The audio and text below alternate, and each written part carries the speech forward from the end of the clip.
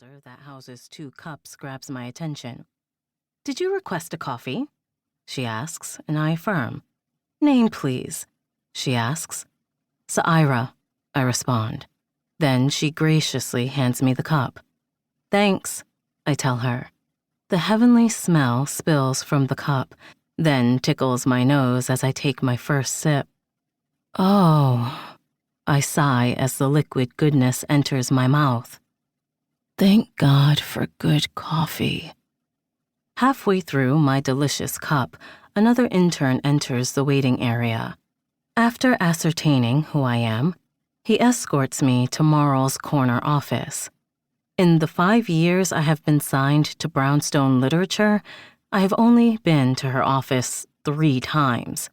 For my introduction, the day of my first release, and 2 years ago to renew my contract. I don't make the trip from Miami too often. Most things can be handled via Zoom and email. In-person meetings are becoming increasingly obsolete.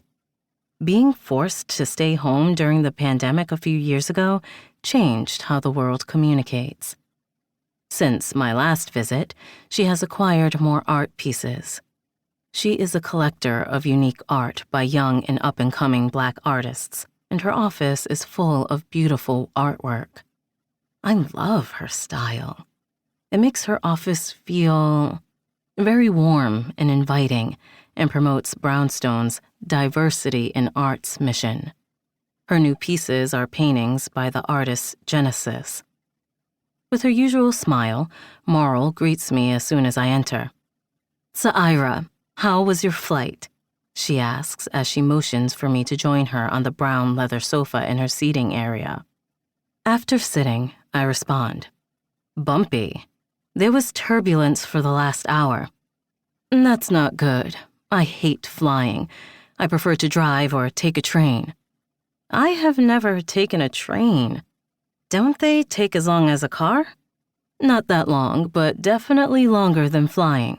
Plus, the ride is peaceful, and depending on your destination, the scenic views on the journey can be beautiful."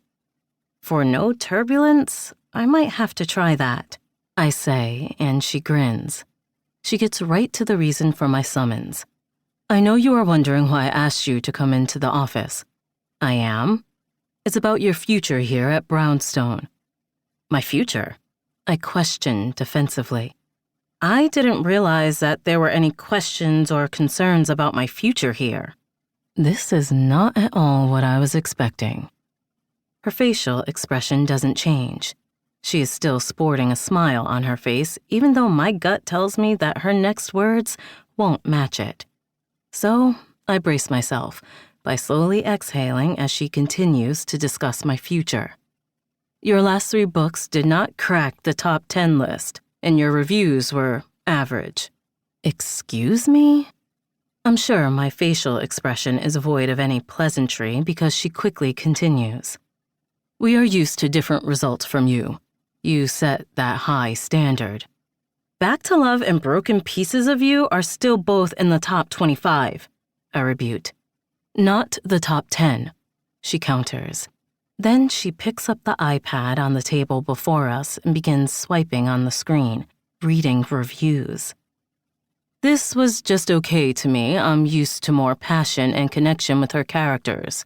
I love Saira, so I'm sure I will read her next book, but this one didn't grab me or take me on an emotional journey," she reads, then scrolls up on the device. Continuing, she reads, "No, this was not it. Where's the romance? Where's the energy? Please bring back the old Saira." Damn. She's actually reading my latest reviews. Although they are not all 5 stars, I am still averaging 4.5 stars, and that's pretty damn good. It's not my usual high ratings, but I'm still getting some good reviews, and my fan base has not diminished. I'm still above 4 on my reviews, I argue. You may be okay with that, but we are not. Honestly, I'm actually surprised you are okay with this. Honestly, I'm not. I sigh. I am painfully aware that my career is in a slump right now.